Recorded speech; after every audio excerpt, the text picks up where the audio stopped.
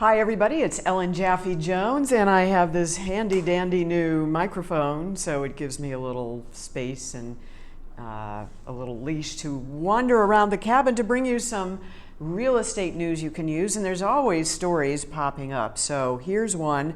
Mortgage rates head below 3% for the second time. The average. Hello, Mike. If you just have to come in the middle of this interview. This is the most amazing real estate agent besides myself, of course. No, she's the best. Oh, no. Wonderful. Oh. Bye-bye. Bye. No, seriously, he's got this amazing listing. It's the Ritz. In fact, I'm going to show you this brochure because this is we are talking, I don't know who ends up listening to these videos, but this one is truly incredible. 1111 Ritz-Carlton Drive, Unit 1803. It is a penthouse. I've been there. It really is quite amazing. Realty One, my incredible company, Realty One Group Skyline, because we are looking at the skyline right over there, and we have lots of fun properties. But the Ritz property is it's above $3 million.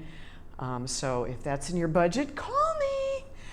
Anyway, I was talking about stories in the news that relate to real estate, trying to use that 18 years of TV news background to share some of the breaking news stories as they come across. So mortgage rates head below 3% for the second time. The average 30-year fixed rate mortgage averaged 2.99% this week, according to Freddie Mac, only a tick above its all-time low of 2.98% set 2 weeks ago.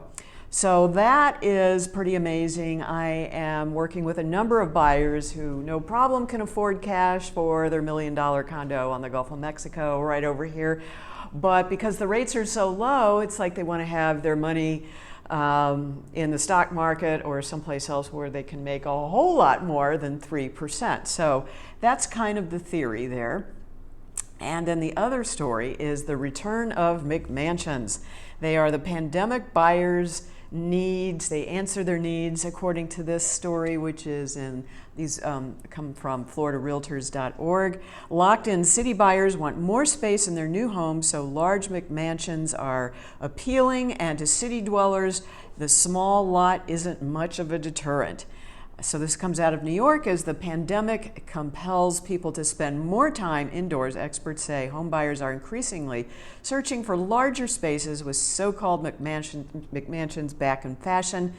The suburban home was so stereotypical and boring, suddenly it proved itself to have the benefits we've completely forgotten about. The recent report by the National Association of Realtors, to which I belong, found that the median size of an existing home was 2,060 square feet prior to the coronavirus. For new homes, however, the median size is almost 2,300 square feet, according to the National Association of Home Builders. Architects say they expect those medians to increase in the next year. It's being driven by people looking for the right combination and functionality and price. All of those a magical combination.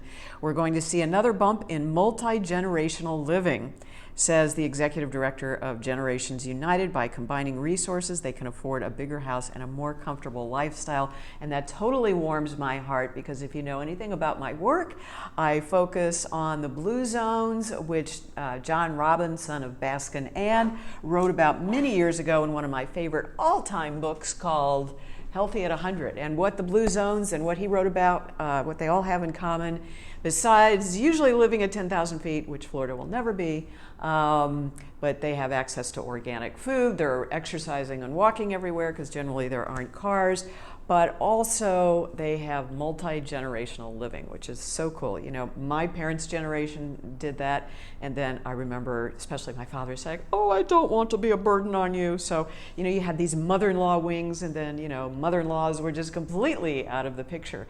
So that's the kind of thing we're starting to see now, and you know, it works for me. I got 3 kids, and I may not mind crashing on their pads one of these days. You just never know. So these are the kinds of things we're starting to see locally, and you really can't totally do that, except if you can afford $3 million or $4 million at the Ritz. But you can't do that this close to the water, to to the east, which here in Southwest Florida, that's the center of the state or more towards the center of the state, you can get way more bang for your buck, and you can get a much larger place. I mean, even in just 20 miles in places like Lakewood Ranch, where I used to live before I moved to Sarasota, which is a little further south, a little further east, and definitely walking distance to the water. You have to decide what's your priority. I'm working with a couple this week. They may actually end up buying the listing that I just got on, which is on Longboat Key, 2 bedrooms, 2 baths, and it's not quite on the water, but when you walk in the unit, you can see the amazing Gulf, but it's right across the Gulf of Mexico Drive, so they have access to the beach on that side through another unit, another building that actually is part of the complex where my listing is. So, you know, you just have to decide what your priorities, and what we often find is that people have to give up something to get the main thing that they want. I remember when I first moved down to Florida in 2004. I'd actually lived here before that, but I came back here again, like many of us do, trying to just reconnect with the saltwater smell, or what are the negative ions, or whatever it is that drives us here. And I remember just saying to the real estate agent, get me as close to the water as you can on my budget. And so sometimes it takes that like 10-second getting in touch with what your goals are and what you really want to become clear, and then it becomes easier to find exactly what you want. So if I can help you find exactly what you want here in Paradise, I'm always around, and Ellen Sells Sarasota is my website, and you can connect with me by phone, by text, email, whatever works for you. All right, everybody, have a great weekend. Hope the hurricane avoids you. It looks like it's staying on the other side of the coast of Florida. We never like to feel good about any of that because people can get hurt. But, you know, hurricanes are just the way of keeping the water tables full, and sometimes we need to do that as we are in the middle of hurricane season. All right, stay safe, everybody. Stay well. Gotta run.